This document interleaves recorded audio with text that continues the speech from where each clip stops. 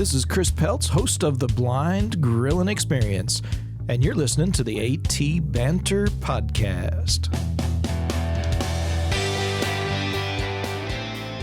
Hey, and welcome to another episode of AT Banter. Hey, this is, of course, the podcast where we talk with advocates and members of the disability community to educate and inspire better conversation about disability. Hey, my name is Rob Minot, and joining me today is Mr. Ryan Fleury. I'm Whack-A-Mole. You're Whack-A-Bell. Whack-A-Bell. There you go. Actually, that would be a good nickname for you, actually. Whack-A-Bell? I like that. Yeah. Whack-A-Bell. It's like Tinkerbell, except... Oh, I see. Look like Will Ferrell. Sure. How are you? I'm good. How are you? I'm good. Yeah, it's getting hot Excellent. here. Well, yeah, it's been hot for a while. You know, we haven't had rain in 60 days or something? I 90 don't even days? talk to me about the rain thing. I know they're already talking to us about preserving water. I know. It's a bummer. See, you already got me started. See, before, as I was coming to the show, I was just like, you know what? I'm not going to talk anything about current events because everything's just a bummer. You turn on the news, everything just is a drag. It's just terrible things happening everywhere. Well, you know what? We have a cure for that. We have a good news show coming soon. I know. Good. Because we need a good news show because it just sucks. Every morning I get up and I look at Twitter. Oh, don't do that. I shouldn't even be doing that, but I don't know. Where else am I getting my news? I don't have cable. Thegoodnews.com. Yeah, exactly. Anyways, my point is, everything sucks, it seems. Except Wow. the show doesn't suck. Well, it's true. Okay, anyways, I'm not even going there. You started this. Oh, okay. My apologies, everyone, for taking us down this rabbit hole. Right. Start taking us down a dark route. Hey, so no, Steve might be here. He is here. He just joined. Steve is here. Hey, there's Steve. Howdy. Sorry I was late. I didn't realize I was late. No, That's all right. okay. That was kind of my fault. So just for completion's sake, say banter. Banter. Yeah, there you go. So just better late than never, everybody. That's insert that in your minds, in the theater of the mind. Just insert that just before that cowbell that you heard earlier. And I was thinking I'm late enough to this thing that I should probably start making it part of my MO. Just always show up late and come up with some outrageous excuse as to why I am. Oh, like yeah, that, a tree actually. fell on me. I like that. We can work on that. We'll work that for the next year of the show. Oh, Steve was attacked by a fluffy bunny again. Yeah, right. there you go. Squirrel. Squirrel. He does have a lot of squirrels at his place, actually. Fewer now. Yeah. And we're going down the bad news road again. Yeah, exactly. What is there? A squirrel apocalypse now too? Is climate change affecting the squirrels at your house? Jeez. I have been squirrel culling.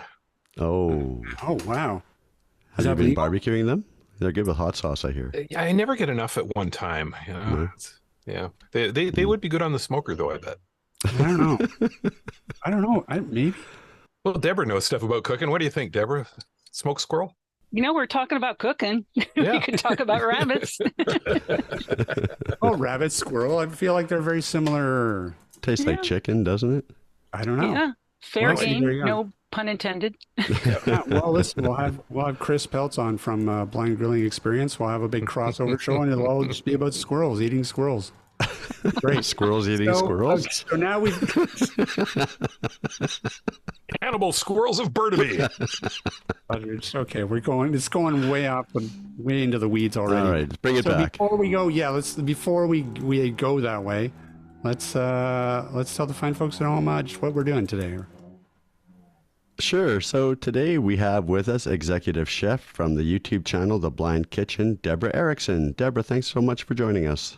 Thanks for having me. I've been looking forward to it. Yeah, we have too. Cooking is one of these things I feel like is very overlooked in terms of building, I guess, not just like functional kitchen skills, in the blind and low vision community, but really like full-fledged cooking. You know, I did a bit of reading up on you, and I find your story really, really interesting. So why don't we start there, and maybe you could just give us a little background on yourself, maybe your vision condition, and how you founded The Blind Kitchen. I have retinitis pigmentosa, and I only have a small bit of functional vision in one eye, mostly clouds and light and shades of gray. I was the only blind student in culinary school, and I went to work immediately for the Oregon Commission for the Blind, teaching meal prep to blind and vision-impaired adults. And then COVID hit. So I was home for a year and a half trying to figure out, what am I going to do? I love teaching people, and I have gathered all this information as I've been trying to solve problems, you know, in culinary school. And so that's how it came to be. I just started organizing it and putting it together, and now it ended up that's who we are, The Blind Kitchen. We provide adaptive culinary tools and cooking strategies for people with vision loss who like to cook. So when did your retinitis pigmentosa sort of begin to develop and manifest? Okay, so I'm one of 12 children from the same parents, and 3 of us have it. But there was no family history on either side. My parents were recessive gene carriers, so it hadn't expressed itself yet. And so I was 17 when the first eye doctor said I had reduced peripheral vision, but somehow I got lost, so I never saw an ophthalmologist. And so I wasn't formally diagnosed till I was 28. I was still driving. It was crazy because my eyes were pretty bad, but I didn't know it. How do I know how much peripheral vision my next door neighbor has, or how much night vision they have? And those were the symptoms. But once I was aware of it, it's like, oh, this isn't good. So previous to that, then, like growing up and stuff, were you always, a good cook? Were you interested in cooking at that point? Not one bit. I was a tomboy through and through. I was in sports all through high school and college. But in my home in Indiana, the girls did all the stuff in the kitchen and the boys did all the outdoors chores. And my mom did all of the cooking. We helped, peel potatoes, and the girls had to do the dishes, but we didn't really help with cooking at all. And I had absolutely no interest in it. So I was a teacher of adults while I still had normal vision. And then my vision started deteriorating, and it got to the point where I had to start using a cane and learn to read Braille and stuff. So I knew I wanted to teach adults again, but I didn't know what I wanted to teach them. So I was in meal prep as a student at the Oregon Commission for the Blind, and the light bulb went on in my head. It said, I could teach cooking. And then I thought, I don't know how to teach cooking. I've never been formally taught how to cook. So that's when I approached my voc rehab counselor and said, what about this? And she supported the idea. So they were very helpful. I went to McClaskey Culinary Institute at Clark College in Vancouver, Washington. And the Disabled Student Services was fabulous. They brailled everything that I needed, and they helped arrange things. They helped me learn to know the kitchen, because it's a huge kitchen. There's a lot of real estate and places to store things. So I had a lot of support from the commission and from Clark College. So what I find really interesting about your story, and in looking at a lot of the different things that you sell on the website, what really strikes me is that a lot of it, like, there doesn't really seem to be all that much kitchen equipment that is specifically adapted. I mean, yes, there are a few, but for a lot of them, they're just devices that already exist that just happen to be really handy if used in the proper way. I couldn't say it any better than that. Yeah, you just have to look at them through a different lens, and we can talk about a couple of them, but I'll tell you about one of them. It's called a cut-resistant glove. And the way I found out about that glove was I was doing a work experience at a deli grocery market combination, and all of the cooks had to wear them. I not me, just because I was blind, but when I came in, the cooks had been wearing them for years, and the insurance required it. So it's like, so what you can do is you can literally run a blade across the palm of your hand while you're wearing this glove, and it's thin and flexible and stretchy, and it can't cut through it. So it was like, blind people could use this. How come I never knew about this before? So I didn't invent it, but I just said, wow, this would be so that's a perfect example of a tool not meant for blind or visually impaired, but you can't get a better match. Well, you know what that reminds me of too is that, we had Chris Peltz on from the Blind Grilling Experience. Oh yeah, I know Chris. Yeah. Yeah, good friend of the show. And he was describing the way that he has a glove that he uses that's very heat resistant, and that's what he uses to say flip things on the grill rather than using tongs, because he's just like, tongs are really unwieldy and very hard to use when you're blind. So I just use my hands, and and it's just this. It's a glove that actually it's two gloves, I believe. I believe there's an inner glove as well. But I mean, it's nothing that's been specifically made for this. It's just a normal glove that you can get at any hardware store that just happens to be heat resistant. So this isn't going to be stuff that's really expensive because it's specifically AT and it's a very niche market. They're just general devices that you just use in different ways. You're exactly right, and also talking about that, so that same glove, the cut glove, we've got a heat resistant glove, which are thick. You might know them as UV gloves. We get a knockoff brand because the UV gloves are crazy expensive, and the knockoffs works just as well. But with the cut glove, I use that to teach students how to turn eggs in a pan. We have something called the egg ring that helps form them. But after you take that egg ring off, after they've set, you're trying to push it under with the spatula, that egg's just going to move right across that pan, and you can't really reach in with your finger and touch it. So if you wear one of those gloves, it's not meant to be resistant against heat, but it does work. It's better than your skin. You might have 2 seconds where you have no seconds with your fingertips. So they can be used in that for that purpose as well.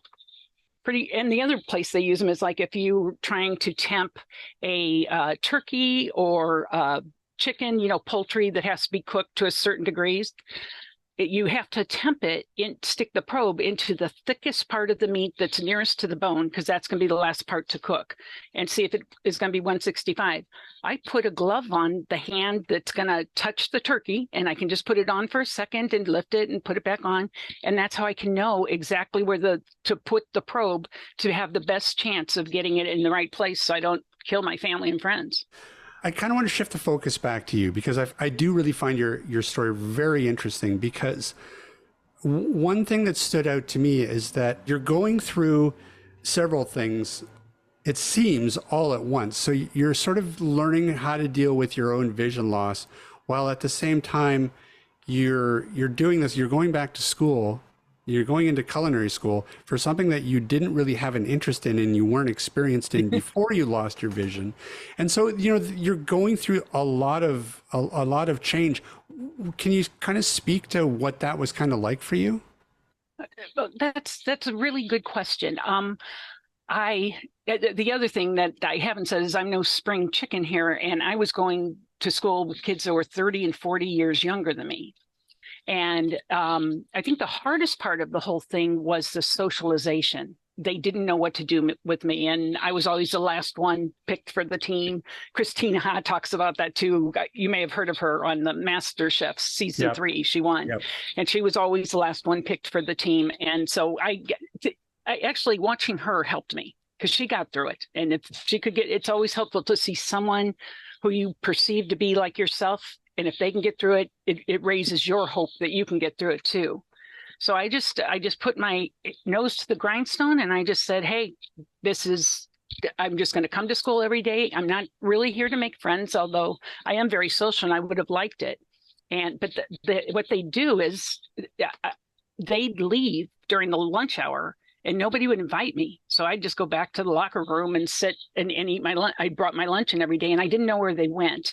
And I didn't want to beg to go along with them. And so finally, I went to one of the chefs, and this is a little off the path, but I went to the chef and I said, I'm getting stuck with the same person or every week, because they're allowing people to choose their teammates. So the 2 best cooks are always together on a team, and they're killing the rest of us. And I said, in our work environment, I wouldn't be able to choose who I was going to work with.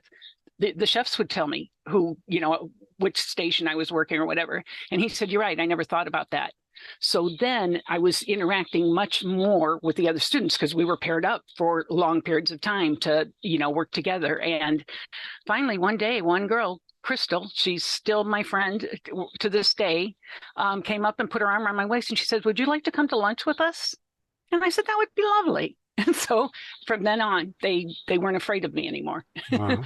but it took a couple of months to get to that point. And I had to kind of problem solve myself the biggest problem was I wasn't getting the best partners and I needed better partners because I'll pull my end of the deal, but I can't pull both of ours. Right. And what about the school itself? Were they pretty accommodating in terms of making sure that all the materials were accessible, et cetera?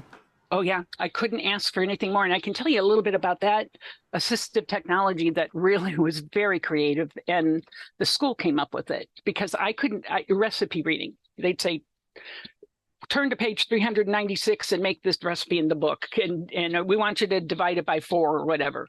And I didn't have advanced time at that point in time to get that. And so I could listen to it, but I couldn't bring a laptop or a computer or a iPad or a phone in a commercial kitchen unless I covered it in cellophane. And it kept losing its focus whenever anything touches it. Or if I try and swipe right, it would lose its focus again because it was confused. So they came up with the idea of putting it on a Victor reader stream. So it saved me because then what I would do is the chef would tell me in advance what recipes we were going to be making the next week. And I would go into a Word document and format it in the order that I needed it to go, including if it said 3 eggs, a cup of milk, a cup of flour.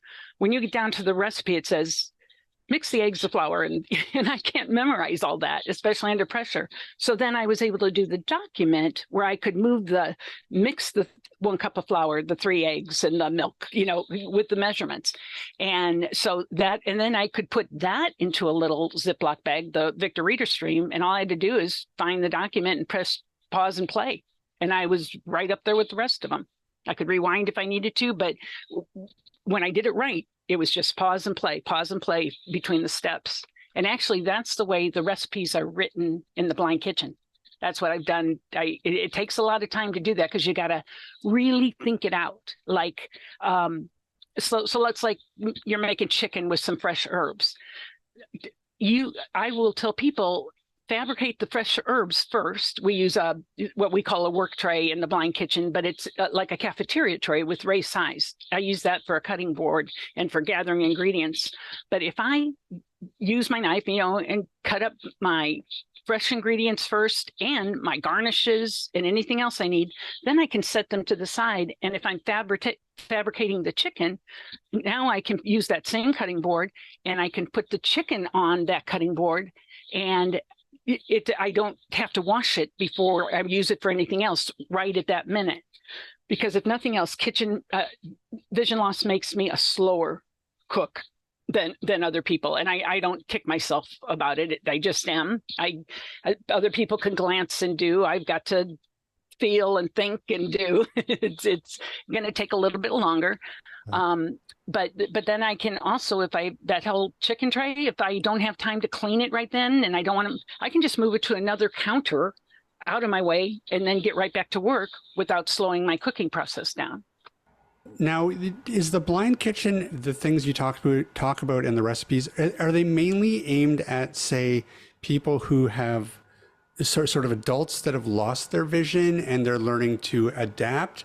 Or is it sort of aimed at even like, say, teenagers that have grown up blind that are looking to learn more about cooking? So that's a good point, because I don't teach people how to cook. I give tips and tricks in the recipes, like here's one way you could do this, and here's one tool you could use to do this. But my main audience, because I had to start somewhere, was people that knew how to cook, but didn't know how to get back in the kitchen after vision loss. So there's a lot, not to be ageist or sexist, but there are a lot of my customers are women who now have come into having age-related eye diseases, and cooking used to be their who they were. They would cook for birthdays and Hanukkah and feast days. And now they've lost that big part of their love that they would be able to give to their family and friends, because they can't get back in the kitchen and do what they used to do to express that. And those are a lot of my customers now. Right. Well, and I think that that's probably a fairly big demographic, to be honest, and a very important demographic to be hitting, because for a lot of people, yeah, when they've spent their whole life in the kitchen and cooking, and it's something that they really love and they enjoy, to lose that due to vision loss, that can be really, really hard for people. So I'm sure that for a lot of people like this, it does feel like a little bit of a second chance at that, and very important. Yeah, and my hope is I would love to give remote cooking lessons, but I don't know how to really do that safely to ensure that 11-year-old, and if you've seen the cooking shows, there are young kids that are fabulous cooks that really know the science and the art of it. But if I'm sending something to a stranger, I really hesitate because I can't make sure. But if there's a parent out there that says, hey, I've got a blind son and he really wants to learn how to make chocolate chip cookies or whatever, I now have a place to go where I can watch these tutorial videos to learn how to use the tools, and then I can teach them. So that's the way I'd like to reach the new cooks at this point in time, unless I figure out a way to do it virtually, but I just don't know how to do that safely. Right. Well, yeah, and I think that the other thing to aspire to, and I think that, people like Christine Ha, that's why it was so important for her to sort of be in the spotlight, because I think for kids that are growing up, I like the idea that they can look at something like cooking or the culinary arts, and they don't feel cut off from those anymore. And even your story, this, a teenager that does really love cooking, they can look at that and go, well, you know what, then I can go to culinary school as well, because I really feel like that was not a career path that for a lot of blind people in the past that they felt that they could enter into. And I feel like that's changing. I agree. I think when the ADA passed, it opened up a lot of doors for people where agencies that receive federal funding and educational institutions. I'm a taxpayer. I've worked all my life. Why can't I access the same tax-funded programs that a person with good vision does? So I think you're right. It's a game changer. And I think role models are very important without a doubt. And one demographic I'm looking at, well, I'm not even looking at, they're approaching me, are the 50 states have a funding source for, I think it's 14 to 20-year-olds. They have different names in different states, but they give kids work opportunities at that age, to where they have to cook for themselves. They have to, very limited stuff, but they have to use public transportation to get to their work job. It's only a 6-week program. They stay in dorms. They have to get themselves up. And of course they get 100% support at the beginning of it. But then they start to wean the kids off on their own. And people are saying, we would like to work with you. These kids need you. But in that situation, they would provide the supervision and stuff. I would just come in and teach the skills. In your experience, are there ways that organizations can improve on what they're teaching? I'd like to think that if you are in a position being paid to teach certain skills to people, that you are competent. But of course, that's not always the case. But here's another resource for them. If they're not really good at teaching kids how to flip eggs, and that's an important skill to learn, or how to cut safely or grate safely, they may not be aware of some of the tools that are out there for them. And a lot of it depends on what their education was. But you're right about that too, because we have so I still teach meal prep at the Oregon Commission for the Blind part-time. And we have a voc rehab program, vocational rehabilitation, in which any Oregonian that wants to go to work can come and take the classes. We even have apartments if they live 3 hours away and can't commute, that's paid for. And that's a really nice program, and it's very successful. But we also have, I think they call it it's like an independent living program for older adults, people that don't want to go back to work.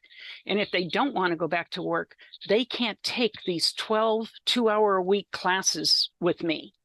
They'll have a skilled person come in for a couple hours a day for, every couple of weeks, whatever, depending on the need, to help give them magnifiers, maybe place bump dots on their dishwasher and their laundry machines, and teach them a few basic cane skills, and cooking skills, maybe somehow mark their oven dials so that they can use it, or their microwave so they can use it. So it's good that is offered, but it's not. I would love for it to see it be more intense if the person wants more time to learn a skill. If they don't want it, then I don't think it should be forced on them. But right now, it's not offered. So I think programs like that with more intense training for those that want it, but that's not where the funding is down here. Yeah, and it's very similar up here too. I mean, really, 9 times out of 10, what it comes down to is just the resources, right? Resources are limited, funding is limited, and there's only so many hours that you can devote to any independent living skill. And I mean, there's a lot. It's not just cooking. There's a lot of other things that need to be covered. So I think that for a lot of organizations, they just run out of resources. It's not even necessarily a competency thing. It's just we only have 3 hours that we can throw at this, so we need to cover the basics, and they don't have time to cover a lot of these other things. There's a lot to create a real functional adaptive kitchen. Yes, there are a lot of tips and tricks that you can do yourself, but there is a lot of them, from making sure that everything is labeled properly, and making sure that it's at hand and that it's organized in a way that you can use it. And those are all skills that need to be built. Without a doubt. And there's never just one right answer for things. There's 12 right answers for most problems. So in terms of labeling, that's huge. It depends on your comfort with technology, your resources, how much can you afford. But they can be as simple as bump dots or a rubber band around. If you have 2 identical cans, try and remember, cream of chicken soup, or is it cream of mushroom soup? Well, mushroom has an R, so I'll put it around the mushroom soup and remember that it's a rubber band. I mean, it can be as simple as that, but it can be complex. There's a Way Around. I don't know if you're familiar with them, but those are, you download an app, the Way Around app on your phone, and then they have different styles of tags, but you actually use RFID to, you dictate or spell whatever you want to go into the description, and then you double click on it, you'll get some haptic feedback, and from now on, whenever I touch that tag with my phone or get very close to it, it'll tell me what it is. But I think they're about $1 a piece. Shameless plug, sold by Canadian Assistive Technologies. I did not know that. I just think it's a great system to have, but you have to be familiar with using an Android or, TalkBack or VoiceOver. There's another thing called the Pen Friend, which isn't very technological, just a little bit, but it's pricey. I don't think it's made anymore, is it? Is it still made? I don't, I ordered one for a student after last term. Did you? Yeah. I think it's PenFin 3 now that they're up to. Yeah, I think so. Yeah, okay, I think it went down during COVID. Oh, is that what it was? I think that's what it was. Yeah. Oh yeah, there it is. Maxi Aids has it. Okay. Yeah. So it can be. There's so many tips and tricks, and so now I'm going to shamelessly plug myself. In the Blind Kitchen, the tools we sell are the bread and butter, but the TBK library is the heart of the Blind Kitchen. It has 12 categories and things, including what you're talking about, like labeling is what we were just talking. But how do you identify it? How do you know the cream of mushroom? There's a couple of apps you can use. I'm sure you're familiar with them. Be My Eyes, Seeing AI. There's different barcode readers that you can use to learn what's in them. And some of them are free, like Be My Eyes, that's free. And some of them require very little training. But if you're good, I'll tell you, most of my students, especially the ones I'd say under 40, are really good with their phones. They're way better than I am. There's no doubt about it. I tell them to go download the Way Around app. They do it. So it's there. So the library has 12 categories. It's like, how do you shop after vision loss? If you've always just drove to the store with your little handwritten grocery list and pushed your cart, it's a lot harder now if you don't have that option. How do you dine out? With dimmed lighting, and the menus are never large enough. There's a lot of tips to making that easier that don't involve a tool. They just involve knowledge. And the last one that we just added, the 12th requests from a customer, is grilling and barbecuing. And so that's another thing that's really getting popular with people, that they like that we're offering that now. And that includes recipes and tools and tips and just knowledge. Yeah, it's a cool thing. Yeah, well, and I feel like those are really invaluable resources, and I feel like for anybody too, because even parents of blind kids, these are skills that need to start at home. And if they can have an idea of, oh, this is a way that we can organize the kitchen at home and get little Susie involved in helping make dinner or helping her bake cookies. These are skills that are really important to instill in those kids at that age, because they're going to grow up feeling a lot more comfortable in the kitchen, because and they're just more involved in making food, which I think is a really healthy way to be raising them. Yeah, and cooking. It's one of those things, and we talk about it in our instructor meetings. So one of the instructors teaches JAWS computers, how to use any of the programs on the computer, so that they have to learn the keyboard and all that, and how to format documents, how to browse the internet. Their kids are usually pretty good with their phones, but when it comes to computers, it's a lot more difficult for them. And with that, there's so much negativity. Now, I want you to do this. No, try it again. No, try it again. And at the end of that lesson, they don't get a cookie. It's like, it's really hard stuff. But when you're teaching your children how to cook, there's rewards that can be built very easily into the recipe. If you're making cookies, I'm not teaching them just how to measure and bake. We're going to have cookies when this is over, and you're going to bring some home with you. Yeah. So it's got built-in reinforced. The parents could use this well, or teachers or whatever. That's one of the reasons I love it. Yeah. Well, and I feel like too, that, I mean, there's this knee-jerk response with parents that, the kitchen is dangerous. This is where knives and, the hot stove is.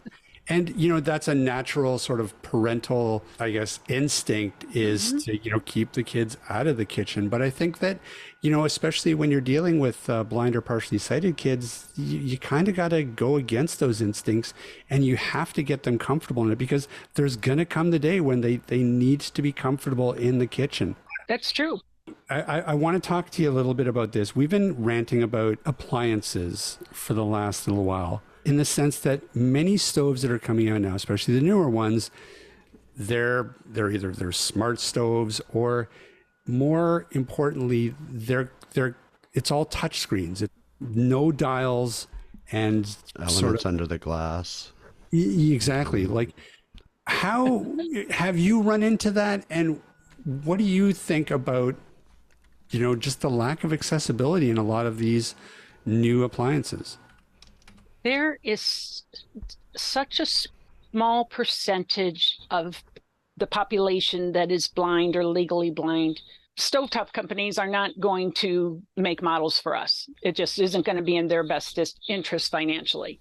So we have to figure it out for ourselves. That's the way, we have national organizations that advocate for more legislature, more accessibility, and they do really good work. But legislation is a slow process, especially lately. So I am we've got technology. I'm a big fan of smart speakers. They aren't perfect, but I have in my kitchen a air fryer, microwave, convection oven combination that I just tell my smart speaker, please preheat the smart oven to 400 degrees. It clicks on, she repeats what I said to make sure I got it. And then when it's done, your oven is preheated. And I can say, okay, now set a timer for 10 minutes. I'm going to put the food in, and then the timer goes off. So you can also get recipes on smart speakers. You can, some work better than others. And I noticed that Amazon has really kind of tweaked it somehow, and it's not as good as it used to be. But because they don't have a screen and they don't offer to send it to your phone, so it'll sit there and tell you, you say, give me a recipe for apple pie, and it'll say, I found a recipe on A Taste of Home. Does that sound good? And then you say yes, and it'll say, do you want the ingredients or do you want the instructions? And so you can start, if you just want to get an idea of what all goes in it, you can skip right to the instructions. And for the instructions and the ingredients, she'll say, okay, there are 11 ingredients. You need 1 pound of apples. When you need the next ingredient, just tell me, next ingredient. Can you tell I've heard this before? So then you can go and get the apples, put them on your work tray. You need 1/2 teaspoon of cinnamon. You can go to your cabinet, get your cinnamon. Alexa, next ingredient, and then she'll give it to you. Now, mind you, it's not perfect, but it sometimes she gets lost in the middle. So if a timer goes off or some type of notification comes in, you may have to start again, to get her to talk her through it. But I think this is the kind of stuff we need to learn to do. We've just got to adjust, and technology is the secret to a lot of this. I don't think the stove companies are going to change the dials for us. I guess the long and short of it is that in terms of the stove anyways, I mean, I guess you would just have to use some sort of bump dots or markers or something to, like, I don't know. I just don't know how people navigate those. That's assuming it's manual dials, right? Like, so much stuff now is touchscreen, and the touchscreen's inaccessible. It's ridiculous. So the touchscreen is inaccessible until you make it accessible. So you need tactile information, right? And you don't have it. It's a smooth screen and you can't see the digital controls. So you need a sighted person to put bump dots on it for you. And you only put a few. If you put too many, they become worthless. So like we have a stove at work that is inaccessible.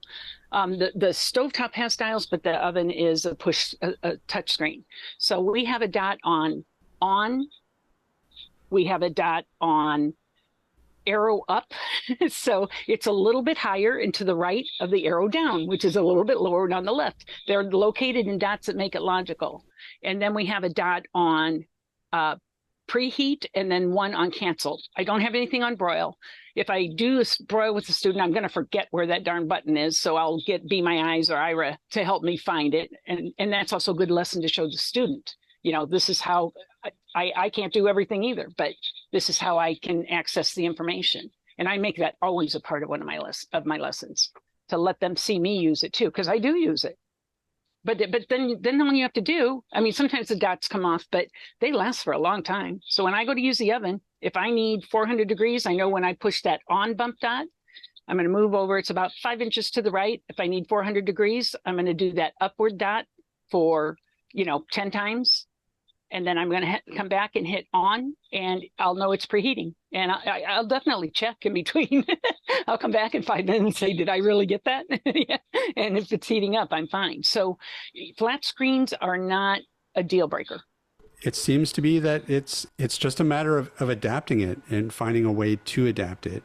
We don't necessarily need high-tech solutions. Low-tech solutions can sometimes work. Exactly right. Exactly right. High tech is more fun, but the low tech can work. Well, listen, we would like to thank you so much for coming on and chatting. It's very appreciated. Where can people find the Blind Kitchen? So we are completely online. There's no brick and mortar store, and our website is very user friendly, and every item you receive comes in its own package, labeled in both large print and braille, so anybody can use it. We're at theblindkitchen.com. You can write to me, and I answer all the info emails at info@theblindkitchen.com. And if you'd like to call, I love talking with people. You can call 503-313-2345. And Excellent. one more reason to go check it out is they have audio description on their videos. Yeah. Nice. Mm-hmm. We just won. I was shocked and honored, and I can't even really take credit for it. My videographer did if you haven't gone to the you've been to the website, but they have the cupcake sequence. Mm-hmm. It's just beautiful. And the audio description project of the American Council of the Blind just granted us, we were the individual winner in media. Oh, So nice. it was really an honor. Yeah. Awesome. Fabulous. For the audio description. Yeah. Never even knew that award existed. So you can imagine my shock. Yeah, we're still waiting for our first podcast award, but That's right. It's coming. Maybe the Blind Kitchen can bake you a cake or something. Oh, hey, We're gonna develop our own award and award I it think to we ourselves. have already. Yeah. yeah, that's right. It's coming up. The golden Give cowbell. ourselves awards. Yeah. Oh, Yeah. the golden cowbell. I like that. I'm gonna steal that. Deborah, thanks again. Well, thank you. I appreciate it. And I really had fun. Thanks for having me. Awesome. Thanks, Deborah. Thanks for coming. Okay. Take Bye-bye. care. Bye-bye. Bye. Yeah. See, that's what I like to hear. I'm actually really impressed at the story about her going to culinary school and all the accommodations that they made. It sounds like a really cool school. I have to admit, I missed a chunk of the podcast because with the half-hour time change that I didn't realize, I had to mute myself and run out to get stuff on the smoker outside for dinner tonight. So Oh, well, see, what? That's okay. You're cooking. You're doing homework. I was cooking, yeah. So there you go. I love that this potentially opens up a whole other career path for people who maybe thought that could never be open to them. Yeah, we've had some real pioneers in the cooking area with respect to visual impairment on the show, and I think Totally. we need more blind cook. For sure. Well, I mean, and that's why More importantly, they need to bring us food. Why have they not brought us food? Well, that's why Christine Ha. I can't say enough good things about her, and that whole thing. I feel like it really opened up the culinary arts to a lot of people, and I think that we're already starting to see the results of that. And that was only 5 or 6 years ago. Not to brag, but we did have her on the show, incidentally. Yes, we did. I know we did. Who don't know, go back. It's like it was like in the first year again. It is really interesting. What one person, the difference that they can make for a lot of people. Hey, Ryan. Yeah, Rob. We didn't even say that Liz isn't here today. Liz But I'm here. sure, I guess people. Yeah, exactly. Liz. I guess people noticed. She'll She's listen probably on back the road and be again. like, they didn't even mention me. Well, yeah, I'm sure she's somewhere. She's probably somewhere parachuting into Europe somewhere. Black Hop. Where can people find us? atbanter.com. They can also drop us an email if they so desire at cowbell. Well struck. Well struck. That was such a strike. It knocked the plug right out of my head. Cowbell@atbanter.com. And if they want to, they can find us on that poisonous social media. I'm not saying where because it's just poison. It's pure poison. Yeah. I feel like I'm contributing to their delinquency. Don't even get me started on that. Yeah, you guys and your social media. I don't know. You've been Facebook. ranting about it for years, and yet you're still on there ranting about it. I'm only on Instagram. That's all I'm on. Yeah, there you Yes, and Linda wanted to say you had some beautiful pictures from your road trip. Oh my God, the road trip was fantastic. Yeah. go. Yeah, it was really good. So there you go. All right, that is going to about do it for us this week. Big thanks, of course, to Deborah for joining us, and we will see everybody next week.